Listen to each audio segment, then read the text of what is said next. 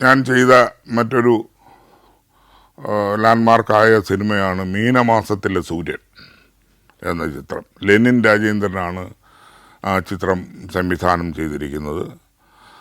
അപ്പോൾ അത് ആക്ച്വലി ചരിത്രത്തിൻ്റെ ഭാഗമാണ്. കയ്യൂർ വിപ്ലവമാണ് അതിൻ്റെ ഇതിവൃത്തം. ഒക്ടോബർ 30 ഷൂട്ടിങ് തീരുമാനിച്ചിരിക്കുന്നത്. അതിൻ്റെ ഷൂട്ടിംഗ് ലൊക്കേഷൻ എന്ന് പറയുന്നത് ഈ കയ്യൂർ ഗ്രാമത്തിൽ തന്നെയാണ്. കയ്യൂർ ഗ്രാമം സ്ഥിതി ചെയ്യുന്നത് നീലേശ്വരം എന്ന സ്ഥലത്ത് നിന്നും റോഡ് വഴി 15 കിലോമീറ്റർ പോയാൽ കാര്യോട്ട് പുഴ എന്ന് പറഞ്ഞൊരു പുഴയുണ്ട്. ആ പുഴ കടന്നിട്ട് വേണം ഈ കയ്യൂർ ഗ്രാമത്തിലെത്താനായിട്ട്. ചരിത്രത്തിലെ ഒരു സംഭവം നടന്ന ഒരു ഗ്രാമമാണത്. അന്ന് അവിടെ ഒരു 4 ചെറുപ്പക്കാരെ, വിപ്ലവത്തിൻ്റെ ഭാഗമായൊരു 4 ചെറുപ്പക്കാരെ ബ്രിട്ടീഷ് പോലീസ് തൂക്കിക്കൊല്ലാൻ വിധിച്ചിട്ടുണ്ട്. അപ്പോൾ അവരുടെ കഥ കൂടിയാണ് ഈ മീനമാസത്തിലെ സൂര്യൻ എന്ന് പറയുന്നത്. 1984 ഒക്ടോബർ 30 ഇതിൻ്റെ ഒരു ആരംഭം കുറിച്ചത്. 31 ഷൂട്ടിംഗ് തുടങ്ങാം. 30 ഒരു ചെറിയ സ്വിച്ച് ഓൺ നടത്തിയിട്ട് 31 ഷൂട്ടിംഗ് തുടങ്ങാമെന്നുള്ള ഒരു മുന്നേ തീരുമാനിച്ച പ്രകാരമാണ് എല്ലാവരും ലൊക്കേഷനിൽ എത്തിത്തുടങ്ങിയത്. ആർട്ടിസ്റ്റ് എല്ലാം വന്നുകൊണ്ടിരിക്കുന്നതേ ഉള്ളൂ. അതിൽ ഒരുപാട് താരനിരയാണ് ശരിക്കും പറഞ്ഞാൽ അതിനകത്ത് നമ്മൾ നിശ്ചയിച്ചിരിക്കുന്നത് മമ്മൂട്ടി, വേണു നാഗവള്ളി, നെടുമുടി വേണു, മലൻ കെ നായർ, കരമന ജനാർദ്ദൻ നായർ, കൊടിയേറ്റം ഗോപി, ഭരത് ഗോപി, അങ്ങനെ തുടങ്ങി, ശോഭന, സൂര്യ, അങ്ങനെ തുടങ്ങി ഒരു പിടി താരനിരയുണ്ട് അതിനകത്ത്. അപ്പം അവരെല്ലാം കുറേ പേര് വന്നു, കുറേ പേര് വന്നിട്ടില്ല. തിലകൻ ഒക്കെ ഉള്ളതാണ്. വന്നുകൊണ്ടിരിക്കുന്ന സമയത്താണ് ഈ 1984 ഒക്ടോബർ 31 ഇന്ദിരാഗാന്ധി വെടിയേറ്റ് കൊല്ലപ്പെടുന്നത്. അതോടെ ഈ ട്രാൻസ്പോർട്ടിംഗ് എല്ലാം താറുമാറായി, എല്ലാം നിശ്ചലമായി. ട്രെയിൻ യാത്രയെല്ലാം പോയി, ബസ് ഓടുന്നില്ല, വണ്ടി ഓടുന്നില്ല, എല്ലാം ഓടുന്നില്ല. അപ്പം അങ്ങനെയുള്ളൊരു സ്ഥിതിവിശേഷത്തിൽ ഈ ആർട്ടിസ്റ്റുകൾക്ക് സമയത്തിന് ഇവിടെ എത്തിച്ചേരാൻ കഴിഞ്ഞില്ല എന്നുള്ളതാണ്. പിന്നീട് ഒരു 5 ദിവസത്തോളം വെറുതെ ഇരുന്നതിന് ശേഷം 5 ദിവസം കഴിഞ്ഞിട്ടാണ് ഓരോരുത്തരായിട്ട് വന്ന് ആർട്ടിസ്റ്റുകളും ടെക്നീഷ്യൻസും ഒക്കെ വന്ന് തുടങ്ങി നമുക്ക് ഷൂട്ടിങ് തുടങ്ങാനായത്. അപ്പോൾ ഷൂട്ടിങ്ങിലേക്ക് കിടക്കുമ്പോൾ അതിലെ ആദ്യത്തെ ദിവസം അഭിനയിക്കുന്നത് കരമന ജനാർദ്ദൻ നായരും ഭരത് ഗോപി അങ്ങനെയുള്ളവരായിരുന്നു. മമ്മൂട്ടി അതിലൊരു പ്രധാന നായക കഥാപാത്രമായിരുന്നു. അദ്ദേഹം എത്തിയിട്ടില്ല. അദ്ദേഹം വേറൊരു ചിത്രത്തിൻ്റെ ഷൂട്ടിങ്ങുമായി ബന്ധപ്പെട്ട് കണ്ണൂരാണുള്ളത്. അപ്പോൾ അത് തീർത്തിട്ട് ഇതിൽ ജോയിൻ ചെയ്യാമെന്നാണ് നമ്മളോട് പറഞ്ഞിരിക്കുന്നത്. അപ്പോൾ അങ്ങനെ ഷൂട്ടിംഗ് ആരംഭിക്കുന്ന ദിവസം തന്നെ തിലകനോടുണ്ട്, കരമന ജനാർദ്ദൻ നായർ, ഈ ഭരത് ഗോപി എന്നിവരെല്ലാം കാഞ്ഞങ്ങാട് ഗവൺമെൻറ് TBയിലാണ് താമസിക്കുന്നത്. ബാക്കിയുള്ള എല്ലാവരും ഇവിടെ നീലേശ്വരത്ത് ഉള്ള ഒരു ചെറിയ 2 റൂമുള്ള റെസ്റ്റ് ഹൗസും പിന്നെ ഒരു 14 റൂമുള്ള ഒരു ലോഡ്ജിലുമൊക്കെ ആയിട്ടാണ് താമസിക്കുന്നത്. അപ്പോൾ ആദ്യത്തെ ദിവസം ഈ തിലകൻ ചേട്ടന് വർക്കില്ലായിരുന്നു. ബാക്കിയുള്ള ആർട്ടിസ്റ്റുകൾക്കെല്ലാം വർക്കുണ്ടായിരുന്നു. 2ാമത്തെ ദിവസം തിലകൻ ചേട്ടൻ അഭിനയിക്കുന്ന ഒരു സീന് ഷൂട്ട് ചെയ്യപ്പെട്ടു. ബാക്കി എല്ലാവർക്കും ഷൂട്ടിങ് കഴിഞ്ഞു. 3ാം ദിവസവും തിലകന് ഷൂട്ടില്ല. അപ്പോൾ ഈ 2ാം ദിവസം ഷൂട്ടിങ് തിലകൻ ലൊക്കേഷനിലെത്തിയപ്പോൾ തന്നെ അദ്ദേഹത്തിൻ്റെ റോള് മാറ്റം വന്നതായിട്ട് അദ്ദേഹം മനസ്സിലാക്കുകയും അദ്ദേഹം വിചാരിച്ചിരുന്നത് ആ പടത്തിലെ പ്രധാന ജന്മിയുടെ റോളാണ്. പക്ഷേ സംവിധായകൻ ആ ജന്മിയുടെ റോള് കരമന ജനാർദ്ദൻ നായർക്കും ജന്മിയുടെ കാര്യസ്ഥൻ്റെ റോളാണ് തിലകന് നൽകിയത്. അന്ന് തിലകൻ വളരെ വലിയ മലയാള സിനിമയുടെ വലിയ നടനൊന്നും ആയിരുന്നില്ല. പിന്നെ ഈ സംവിധായകൻ ലെനിൻ രാജേന്ദ്രനായിട്ടും വളരെയധികം അടുപ്പമുള്ള ഒരു വ്യക്തിയും കൂടിയായിരുന്നതുകൊണ്ട് ഇന്ന് സ്വാതന്ത്ര്യം ഉണ്ടായിരുന്നു അവർ തമ്മിൽ. അപ്പം അങ്ങനെ കാര്യസ്ഥൻ്റെ റോളാണ് അദ്ദേഹത്തിന് കൊടുത്തത്. പക്ഷെ മനസ്സോടെ ആ കാര്യസ്ഥൻ്റെ റോള് അദ്ദേഹം ചെയ്തു. 2ാം ദിവസം ചെയ്തു. 3ാം ദിവസം അദ്ദേഹത്തിന് വർക്കില്ല. 4ാം ദിവസം ഷൂട്ടിങ്ങിന് പ്ലാൻ ചെയ്ത് തിലകൻ ചേട്ടൻ ഉൾപ്പെടുന്ന എല്ലാ ആർട്ടിസ്റ്റുകളുമുള്ള ഒരു വലിയ സീക്വൻസാണ്. അതായത് ബ്രിട്ടീഷ് പട്ടാളം രാവിലെ നേരം പരപര വെളുക്കുമ്പോൾ ഇവിടെ എത്തുന്നതിന് മുമ്പ് ഇവിടെയുള്ള പ്രധാനപ്പെട്ട ആൾക്കാരടങ്ങുന്ന വലിയ ഒരു സംഘം, നാട്ടുകാരടങ്ങുന്ന, പെണ്ണുങ്ങളടങ്ങുന്ന, സ്ത്രീകളടങ്ങുന്ന ഒരു സംഘം ഇവിടെ നിന്നും ഈ പുഴ കടന്ന് വേറൊരു സ്ഥലത്തേക്ക് എത്തണം. അങ്ങനെയുള്ളൊരു സീക്വൻസ് ആയിരുന്നു രാവിലെ തിരിച്ച്. അത് 6 മണിക്ക് സൂര്യൻ ഇങ്ങനെ ഉദിച്ച് അതിൻ്റെ ഒരു വെളിച്ചം വരുന്ന സമയത്ത് എടുക്കേണ്ട ഒരു സീക്വൻസ് ആയിരുന്നു അത്. ആ ചിത്രത്തിൻ്റെ ക്യാമറമാൻ അന്തരിച്ച ഷാജി എൻ കരുണ. അദ്ദേഹത്തിന് ഈ സമയവും ഈ ലൈറ്റിൻ്റെ കാര്യത്തിലെല്ലാം വളരെ നിഷ്ഠയുള്ള ഒരു സിനിമാറ്റോഗ്രാഫറായിരുന്നു. അപ്പോൾ അതിനുള്ള തയ്യാറെടുപ്പ് തലേ ദിവസം തന്നെ എല്ലാം തയ്യാറെടുപ്പ്. അതിനൊരു 100-300 ജൂനിയർ ആർട്ടിസ്റ്റ് വേണം. അപ്പോൾ ഈ സിനിമയെ സംബന്ധിച്ചോളം ജൂനിയർ ആർട്ടിസ്റ്റ് എന്ന് പറയുന്നത് CPM-ൻ്റെ പാർട്ടി പ്രവർത്തകരാണ്. അവർ ഫ്രീ ആയിട്ട് വന്ന് അഭിനയിച്ച് പോവുക, അവർക്കുള്ള ഫുഡ് മാത്രമേ ഉള്ളൂ, അവർക്ക് വേറെ പ്രതിഫലം ഒന്നും കൊടുക്കേണ്ട കാര്യമില്ല. അപ്പോൾ ഞങ്ങളുടെ ഈ ഷൂട്ടിങ്ങിനുള്ള ബാക്കിയുള്ള ഏർപ്പാടെല്ലാം ചെയ്തു തരുന്നത് പാർട്ടിയുടെമായി ബന്ധപ്പെട്ട അതിൻ്റെ പ്രധാന നേതാക്കളായിരുന്ന AK ഗോപാലൻ്റെ ഒരു ബ്രദർ അവിടെ ഉണ്ട്. നമ്മളെ ഈ നീലേശ്വരത്താണ് അദ്ദേഹം താമസിക്കുന്നത്. അദ്ദേഹമാണ് ഇതെല്ലാം ഏർപ്പാട് ചെയ്ത് തരുന്നത്. 300ഓളം ആൾക്കാർ വേണം. അപ്പോൾ ആൾക്കാർ ഈ 80-85 കാലഘട്ടത്തിലുള്ള 84 കാലഘട്ടത്തിലുള്ള ആൾക്കാർ എല്ലാം കുറച്ചുകൂടെ ടിപ്പിക്കലായിട്ട് മുടി വളർത്തിയതും മീശ അതുപോലെ മോഡേണായിട്ടുള്ളതും ഇതൊക്കെ ഉള്ള ആൾക്കാരാണ്. അപ്പോൾ പഴയ രീതിക്ക് കൊണ്ടുവരണമെന്നുണ്ടെങ്കിൽ അവരെ ചിലപ്പോൾ മുടി കട്ട് ചെയ്യേണ്ടി വരും. അങ്ങനെയുള്ള അതിനുവേണ്ടി 4-5 ബാർബറിനെയാണ് ചുമതലപ്പെടുത്തിയിട്ടുള്ളത്. അപ്പോൾ അതെല്ലാം വെളുപ്പിനാണ്. അവരെല്ലാവരും 4 മണിക്ക് പല സ്ഥലങ്ങളിലായി അസംബിളാവും. അപ്പോൾ ആ അസംബിളായ സ്ഥലങ്ങളിൽ നിന്നും അവരെ ചെറിയ വാനുകൾ കൊണ്ടുപോയിട്ട് അവരെ എല്ലാം പിക്കപ്പ് ചെയ്ത് കൊണ്ടുവന്ന് ഈ ബാർബറെ അടുത്ത് വിടുന്നു. ബാർബർ ഓരോരുത്തരായിട്ട് കട്ട് ചെയ്ത് വിടുന്നു.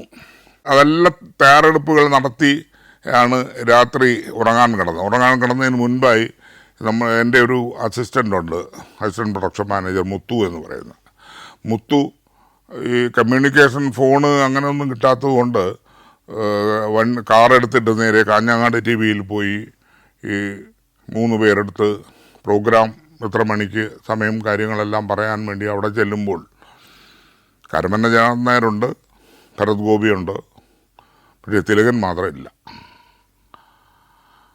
തിലകൻ്റെ ഒരു പെട്ടി മാത്രം അവിടെയുണ്ട്, തിലകൻ അവിടെ ഇല്ല. അപ്പം അത് ഇങ്ങനെ അന്വേഷിച്ച് വന്നപ്പോൾ അദ്ദേഹം അന്ന് വൈകുന്നേരത്തെ ട്രെയിനിന് ചെന്നൈക്ക് പോയി എന്നാണ് അറിഞ്ഞത്. ആരോടും ഇതൊന്നും പറഞ്ഞിട്ടില്ല, ഇൻഫോം ചെയ്തിട്ടില്ല, ഒന്നും ചെയ്തിട്ടില്ല. അദ്ദേഹം പോയി. പക്ഷെ അദ്ദേഹം പോയതൊരു ഡബ്ബിങ് ആവശ്യത്തിനാണ്. ഒരു ദിവസം ഡബ്ബിങ് തീർത്ത് അടുത്ത ദിവസം ഇങ്ങനെ എത്താമല്ലോ, എനിക്ക് ഷൂട്ടിംഗ് ഇല്ലല്ലോ എന്നൊക്കെ അദ്ദേഹം വിചാരിച്ചിട്ടുണ്ടാവാം. അങ്ങനെ അദ്ദേഹം ചെന്നൈയിലേക്ക് പോയി ഡബ്ബിങ്ങിൻ്റെ ആവശ്യത്തിലേക്ക്. നിർഭാഗ്യമെന്ന് പറയട്ടെ, ചെന്നൈയിലെത്തിയ ഡബ്ബിങ് കഴിഞ്ഞ തിലകൻ ചേട്ടന് ഉടനെ തന്നെ മടങ്ങാനുള്ള ട്രെയിൻ ടിക്കറ്റെല്ലാം എടുത്തിരുന്നു. പക്ഷേ അദ്ദേഹത്തിന് മടങ്ങാൻ കഴിഞ്ഞില്ല. അന്നാണ് ചെന്നൈ കണ്ട, മദ്രാശി കണ്ട ഏറ്റവും വലിയ ചുഴലിക്കാറ്റും പേമാരിയും ഒക്കെ കൂടെ വന്ന് ഈ ചെന്നൈ മുങ്ങിയത്. അക്ഷരാർത്ഥത്തിൽ മുങ്ങിയെന്ന് വേണം. കാരണം ട്രെയിൻ ഗതാഗതമെല്ലാം താറുമാറായി, വ്യോമഗതാഗതം തകർമാറായി, റോഡിൽ മുഴുവൻ വെള്ളം, ഇലക്ട്രിക് പോസ്റ്റുകളെല്ലാം ഒടിഞ്ഞു വീഴുന്നു.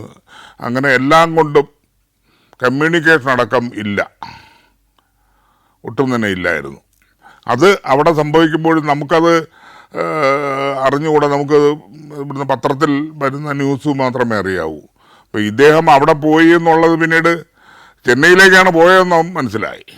പക്ഷേ നമുക്ക് അന്ന് പ്ലാൻ ചെയ്തതുപോലെ ഷൂട്ടിംഗ് നടന്നില്ല. അതൊരു വളരെ വലിയ നഷ്ടമാണ് സംഭവിച്ചത് ഞങ്ങൾക്ക്. കാരണം ഇത്രയും ആൾക്കാരെ വീണ്ടും 4 മണിക്ക് എണീറ്റ് വന്ന് ഓരോ സ്ഥലങ്ങളിൽ നിൽക്കുന്നവരെ ഇൻഫോം ചെയ്യണം രാത്രി തന്നെ, നിങ്ങൾ വരണ്ട, ഇന്ന് ഷൂട്ടിംഗ് ഇല്ല എന്ന്. അതൊരു ഭാരിച്ച പണി തന്നെയായിരുന്നു. രാവിലെ ഞങ്ങളെല്ലാം ഓരോ വഴിക്ക് പോയി, രാത്രി തന്നെ പോയി, വെളുക്കുന്നത് വരെ എല്ലാം പണിപ്പെട്ടിട്ടാണ് ഇവരെല്ലാം അറിയിച്ചതും ആ ഷൂട്ടിംഗ് മാറ്റിവെക്കപ്പെട്ടത്. അപ്പം അങ്ങനെ ഈ ഭാഗത്ത് തിലകൻ ചേട്ടൻ അവിടെ ഹെൽഡപ്പായി. 4-ാം ദിവസമാണ് തിലകൻ ചേട്ടൻ ഏതോ ട്രെയിൻ പിടിച്ച് തിരിച്ച് കാഞ്ഞങ്ങാട് ഇവിടെ എത്തുന്നത്.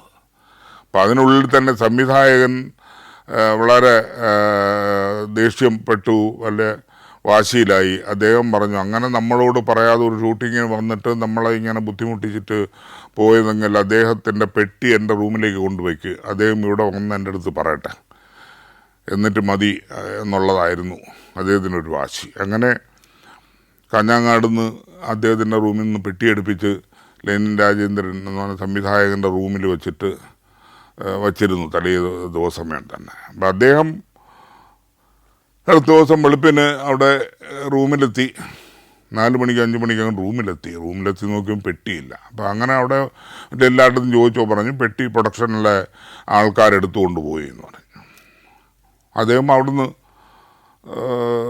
ഒരു ടാക്സി വിളിച്ച് ഈ ഹോട്ടലിലേക്ക് എത്തി, നമ്മൾ താമസിക്കുന്ന ലോഡ്ജിലേക്ക് എത്തി. അന്ന് നേരം പരമ്പര വെളുത്തിട്ടില്ല, എടുക്കാൻ പോണേ ഉള്ളൂ, കാരണം 5 മണി 5:30 മണിയാവും. അദ്ദേഹം അവിടെ വന്നപ്പോൾ എല്ലാവരും ഇങ്ങനെ ഉറക്കുന്നത്, അന്ന് വെളുക്കുന്നവരെ 2-3 മണി വരെ ഷൂട്ടിങ് കഴിഞ്ഞിട്ടാണ് എല്ലാവരും വന്ന് കിടക്കുന്നത്. ഇദ്ദേഹം അവിടെ വന്ന് നിന്നപ്പോൾ ആരും അദ്ദേഹത്തെ റെസ്പോണ്ട് ചെയ്യാത്തതിനാൽ അദ്ദേഹം ഭയങ്കര ഷൗട്ടിങ്ങും മറ്റു കാര്യങ്ങളൊക്കെ അവിടെ നടത്തി, വളരെ കോപാകുലനായി. അങ്ങനെ ഓരോരുത്തരായിട്ട് എണീറ്റ് വന്നു. അങ്ങനെ ഞാൻ വന്നു, ഞാനുമായിട്ടൊരു വാഗ്വാദത്തിലായി. അത് ഞാൻ തന്നെ പറഞ്ഞു, സംവിധായകൻ പറഞ്ഞു അദ്ദേഹത്തിന് പെട്ടി അദ്ദേഹത്തിന് റൂമിലുണ്ട്, അദ്ദേഹവുമായി സംസാരിച്ചിട്ട് പെട്ടി അദ്ദേഹത്തിന് മേടിച്ച് പൊക്കോളൂ. അദ്ദേഹം ഭയങ്കര ദേഷ്യത്തിലും വെള്ളത്തിനും 2 പേർ, പിന്നെ ലെനിൻ രാജേന്ദ്രൻ എണീറ്റ് വന്നു, 2 പേരും സംസാരിച്ചു. സംസാരം ഇങ്ങനെ അതിൻ്റെ ഒരു വഴക്ക് മൂർധന്യാവസ്ഥയിലെത്തിയതിനെ തുടർന്ന് അതിൻ്റെ അവസാനം ഇദ്ദേഹം ഇനി അഭിനയിക്കേണ്ട ഈ സിനിമയിൽ എന്നുള്ള തീരുമാനത്തിലേക്ക് സംവിധായകനെത്തി. ഇദ്ദേഹത്തെ പറഞ്ഞു വിട്ടേരെ, തിലകൻ ചേട്ടനെ പറഞ്ഞു വിട്ടേരെ എന്ന് എന്നോട് പറയും. അതുപോലെ തന്നെ അതിൻ്റെ നിർമ്മാതാവ് ഉണ്ടായ നഷ്ടം അദ്ദേഹത്തിന് മേടിച്ചിട്ടേ വിടാവൂ എന്നുള്ള ഒരു കണിശക്കാരനായി അപ്പുറത്ത് നിൽപ്പുണ്ട്. ഇതെല്ലാം ഞാൻ കണ്ടു. ശരി, ഞാൻ പൊക്കോളാം, എനിക്ക് പെട്ടി തന്നാൽ മതി എന്ന് പറയുന്നു. പെട്ടി കൊടുക്കുന്നു. എനിക്ക് പോകാനുള്ള ടിക്കറ്റും കാര്യങ്ങളൊക്കെ എടുത്തു തരണം. അപ്പം പിന്നെ നിർമ്മാതാവ് എന്നോട് പറഞ്ഞു, ടിക്കറ്റൊന്നും എടുത്തു കൊടുക്കാൻ പറ്റില്ല, നമുക്ക് ഇത്തിരി നഷ്ടം വരുത്തിച്ച ആളാണ്, അദ്ദേഹത്തോട് പോകാൻ പറയുക. അവസാനം അദ്ദേഹം പെട്ടിയെടുത്ത് ഈ നമ്മൾ താമസിക്കുന്ന ലോഡ്ജിൻ്റെ അവിടെ നിന്ന് നോക്കിയാൽ കാണാം ഈ നീലേശ്വരം റെയിൽവേ സ്റ്റേഷൻ, അവിടേക്ക് നടന്നു പോകുന്ന ഒരു ദയനീയ കാഴ്ച ഞാൻ കാണുകയുണ്ടായി. അത് കഴിഞ്ഞ് എനിക്ക് പശ്ചാത്താപവുമുണ്ടായി. അദ്ദേഹം ഈ ഒരു നടനെന്ന രീതിയിൽ അദ്ദേഹത്തെ ബഹുമാനിച്ചേ പറ്റൂ, അത്രയധികം ബഹുമാനം കൊടുത്തേ പറ്റൂ, അത്രയധികം വലിയ നടനാണ് അദ്ദേഹം. പക്ഷെ ഒരു വ്യക്തിപരമായി അദ്ദേഹത്തിൻ്റെ ഒരു ബിഹേവിയർ പലർക്കും ഇഷ്ടപ്പെടാതെ വന്നിട്ടുണ്ട്. അങ്ങനെ അദ്ദേഹം ആ സിനിമയിൽ നിന്നും ഒഴിഞ്ഞു. നിങ്ങളുടെ സ്വപ്നത്തിലെ ആ യാത്രയ്ക്കായി ഇനി ഒരുങ്ങാം. യൂറോപ്പിന്റെ ഹൃദയഭൂമിയിലൂടെ 13 ദിവസത്തെ സഞ്ചാരം, പ്രമുഖമായ 10 രാജ്യങ്ങളിലൂടെയുള്ള യാത്ര, ഫ്രാൻസിലെ പാരീസ് എന്ന സ്വപ്ന നഗരം, ഈഫൽ ഗോപുരത്തിന് മുകളിൽ നിന്നുള്ള കാഴ്ചകൾ, ബെൽജിയത്തിലെ അറ്റോമിയവും നഗരചത്തുരങ്ങളും, നെതർലാൻഡ്സിലെ സുന്ദര ഗ്രാമങ്ങളും ടുലിപ്പ് ഗാർഡനുകളും, ജർമ്മനിയിലെ ബ്ലാക്ക് ഫോറസ്റ്റും റൈൻ റിവർ ക്രൂസും, സ്വിസ് ആൽപ്സിലെ ഹിമപർവ്വതങ്ങൾ, അതിനു മുകളിലേക്കുള്ള കേബിൾ കാർ യാത്ര, ലിച്ചൻസ്റ്റൈൻ എന്ന ആൽപൈൻ രാജ്യം, ഓസ്ട്രിയൻ ഗ്രാമഭംഗി, സ്ലൊവേനിയയിലെ പ്രകൃതി അത്ഭുതങ്ങൾ, ഇറ്റലിയുടെ ചരിത്ര നഗരങ്ങളായ വെനീസും പിസയും ഫ്ലോറൻസും റോമും, പിന്നെ വത്തിക്കാനും അവിടുത്തെ സെന്റ് പീറ്റേഴ്സ് ബസിലിക്കയും. സഞ്ചാരത്തിന്റെ സൂപ്പർ ഹിറ്റായി മാറിയ ഈ യാത്രയിൽ പങ്കെടുക്കാൻ ഉടൻ തന്നെ വിളിക്കുക. ഫോൺ 75919 66600.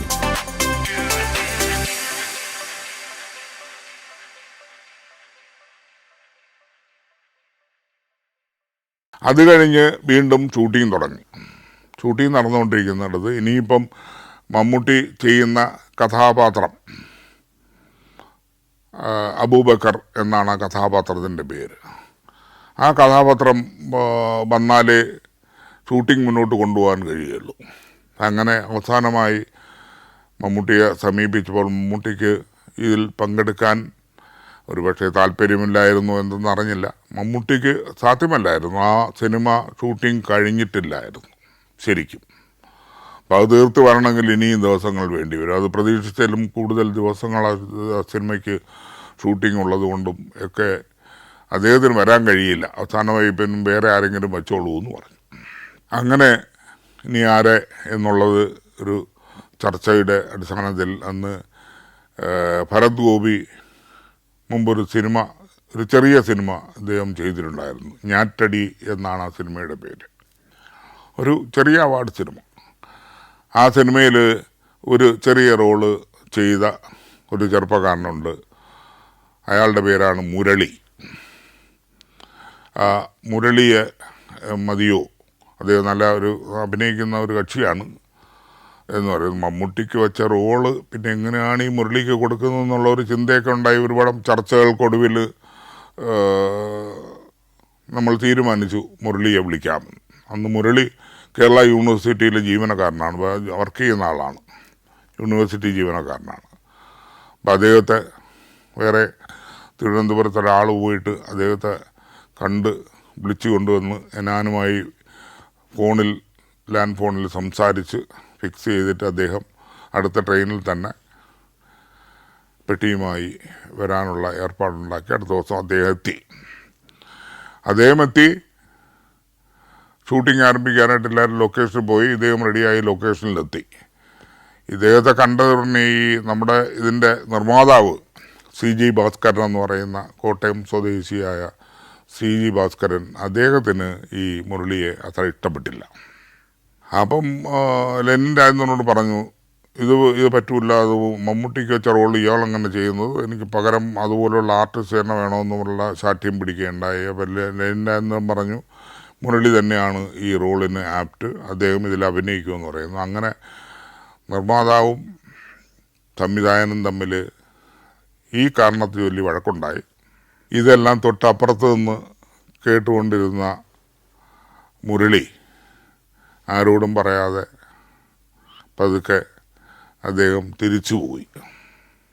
പുഴ കടന്ന് വള്ളത്തിൽ അക്കരെ കടന്ന് ഒരു ബസ്സിൽ കയറി അദ്ദേഹം ലോഡ്ജിൽ ചെന്ന് പെട്ടിയുമെടുത്ത് അടുത്ത റെയിൽവേ സ്റ്റേഷനിലേക്ക് അദ്ദേഹം നടന്നു. അദ്ദേഹത്തിന് ഗെറ്റ് ഔട്ട് എന്ന് പറയുന്നതിന് മുമ്പ് തന്നെ. പക്ഷേ ലെനിൻ രാജേന്ദ്രൻ വളരെ കർക്കശമായി തന്നെ പറഞ്ഞു, മുരളിയില്ലെങ്കിൽ ഞാൻ ഈ സിനിമ ഇവിടെ വച്ച് നിർത്തുകയാണെന്ന്. ശരിക്കും മുരളി മതി ആ സിനിമയ്ക്ക്, ആ കഥാപാത്രത്തിന്. മുരളി ഒരു ഉജ്ജ്വല നടനാണ്. എനിക്കദ്ദേഹത്തിന് ഈ പറഞ്ഞതുപോലെ അറിയാം. ഞാൻ അദ്ദേഹത്തിന് നാടകവും കണ്ടിട്ടുണ്ട്. അപ്പോൾ അദ്ദേഹം നല്ല നടനാണെന്നുള്ളത് നമുക്കെല്ലാവർക്കും അറിയാം. പക്ഷേ ഈ പറഞ്ഞ പോലെ പേരും പെരുമയൊന്നുമില്ല എന്നുള്ളേ ഉള്ളൂ. അങ്ങനെ പിന്നെ തീരെ നിവൃത്തിയില്ലാതെ നിർമ്മാതാവിന് അത് സമ്മതിക്കേണ്ടി വന്നു. ഞാൻ തന്നെ വണ്ടിയെടുത്ത് പോയി. റെയിൽവേ സ്റ്റേഷനിൽ ട്രെയിൻ കാത്തിരുന്ന മുരളിയെ തിരിച്ച് വിളിച്ചു കൊണ്ടുവന്നിട്ടാണ് ആ ചിത്രത്തിൽ അബൂബക്കർ എന്ന കഥാപാത്രത്തിനായി അഭിനയിച്ചത്. അതേപോലെ നേരത്തെ നാം പറഞ്ഞതുപോലെ തിലകൻ എന്ന മഹാനടനെ പകരം അന്നൊരു ഈ ഒരു കാര്യസ്ഥൻ്റെ റോളാണ്, അത് വേറെ ഒരു ചെറിയ നാടക ആർട്ടിസ്റ്റ് മതി എന്നുള്ള തീരുമാനത്തിലേക്ക് എത്തി അദ്ദേഹം. ആ ഒരു നാടക ആർട്ടിസ്റ്റാണ് ആ റോള് ചെയ്തത്. അങ്ങനെ ഈ ചിത്രം ബാക്കി ഒരു മാറ്റങ്ങളില്ലാതെ തന്നെ ഈ ചിത്രം വളരെ പ്രയാസപ്പെട്ട് 2 ഷെഡ്യൂളിൽ തന്നെ ഷൂട്ടിംഗ് പൂർത്തീകരിച്ചു. വളരെ ഗംഭീരമായ ഒരു സിനിമയാണ്. ഒരുപക്ഷെ ലെനിൻ രാജേന്ദ്രൻ സംവിധാനം ചെയ്ത കുറേയേറെ നല്ല സിനിമകളിൽ, ഏറ്റവും നല്ല സിനിമകളിൽ ആയിട്ട് കണക്ക് കൂട്ടുന്നത് ഇപ്പോഴും 2 സിനിമകളാണ്. ഒന്ന് മീനമാസത്തിലെ സൂര്യനും, ഒന്ന് ദൈവത്തിൻ്റെ വികൃതികളും. ഈ 2 ചിത്രങ്ങളാണ്. അങ്ങനെ മീനമാസത്തിലെ സൂര്യൻ എൻ്റെ ബാക്കിയുള്ള പോസ്റ്റ് പ്രൊഡക്ഷന് എത്തി. പോസ്റ്റ് പ്രൊഡക്ഷനും ഡബ്ബിങ്ങാണ് അടുത്ത്. ഡബ്ബിങ്ങിനുള്ള ഒരു സൗണ്ട് വിജയ് മേനോൻ, ഈ 4 കഥാപാത്രങ്ങളിൽ ഒരു കഥാപാത്രം വിജയ് മേനോനാണ് ചെയ്യുന്നത്.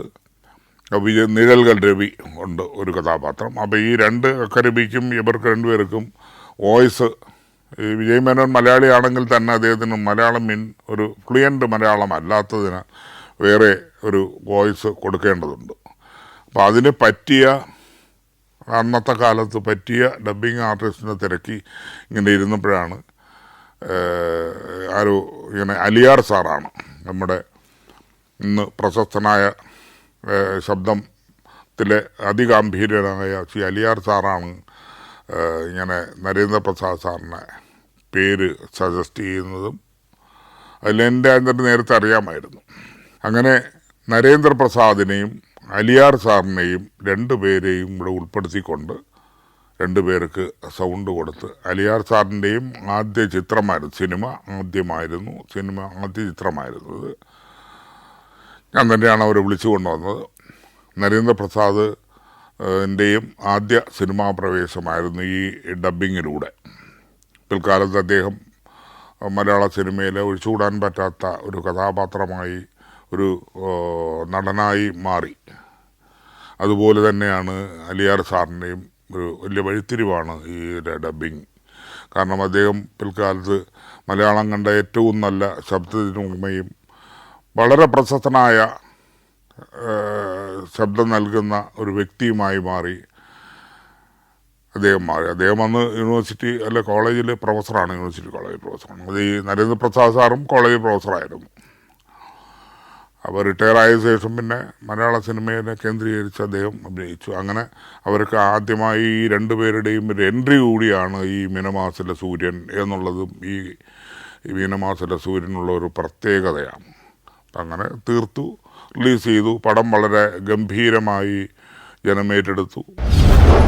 ഈ പാർവതി അന്ന് ഞങ്ങൾ ഇങ്ങനെ പുതുമുഖങ്ങളെ തിരയുന്ന സമയത്ത് സ്കൂളിൽ പഠിക്കുന്ന ഒരു കാലഘട്ടമായിരുന്നു. KPSC ലളിതയാണ് അവരുടെ ഒരു ഫ്രണ്ട് പറഞ്ഞിട്ടുള്ള ഒരറിവ് വെച്ചിട്ട് അവർ നമ്മളോട് ഈ കുട്ടിയെപ്പറ്റി